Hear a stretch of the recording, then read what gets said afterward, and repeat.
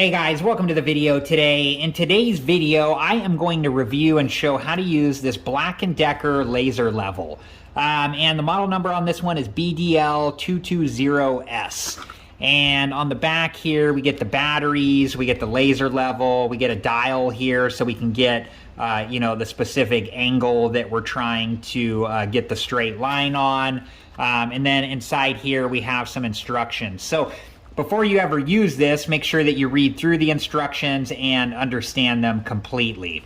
And whenever you're working with tools, make sure that you're always wearing the proper safety equipment. For this demonstration, I have on a pair of nitrile gloves and safety goggles, and make sure that you take all safety precautions. Okay, let me take this out of the package and all this other stuff out of the package here, and I'll be right back and we'll take a closer look. Okay, so here's everything that was inside of the package, and again, make sure that you read through these instructions and understand them completely before you do use the laser level. These will tell you everything you need to know on how to use the laser level both safely and properly. After you've read through the instructions, the next thing we need to do is to install the batteries. And there is the laser on-off switch right here. So you want to make sure that that's to off before you install the batteries. This laser, you don't want to point this, at yourself or anybody else or into your eyes. This is dangerous. So we want to make sure that it's off before we install the batteries. And then I'm going to open the battery door here. And then we have the two new batteries here. Let me get these open. I'll be right back. Okay, so it shows the battery directions just inside there, if you can see that white sticker. So the plus side will go up on this side here, and then the plus sign will go down on this side here. And then I'm going to reinstall the battery door. Let's see here. There we go. And there we go. Okay, so now this piece here, this dial piece, it has a drywall pin here. So I was curious how this was going to stay on the wall, and it's through this drywall pin. So you do have to poke a pin into your drywall, which then you can, patch and paint later. But let's go ahead and head over to my garage wall, and I'll demonstrate how this works. And here's an example of where the laser level would have come in really handy for me. When I hung these all up, I just, did it by eye. So it's not completely perfect. You probably wouldn't notice it unless you're looking for it, but the laser level would have come in really handy for that project. Okay, let's head over to the drywall and test the laser level out. Okay, so I have the drywall pin out here, and I'm just going to put it, there's a stud right here, so I'm just going to put it to the right of the stud, and I'm just pushing this in like so. So now we have the dial on here, and then this can spin around. Okay, so now the laser level has a magnet on it, so we can just put it in here like so, and make sure that it's seated in there properly. And then we have the level pieces on the back here. So if we were trying to do a line, up, we could level it out this way. Or if we're trying to do a line this direction, we could level it out that way. Let me make sure we have a good view here. And then I'm just going to turn this on like so. And there we go. You can see that the line is going across the drywall there. And let me take the camera off the tripod here. You can see that it goes all the way down the wall there.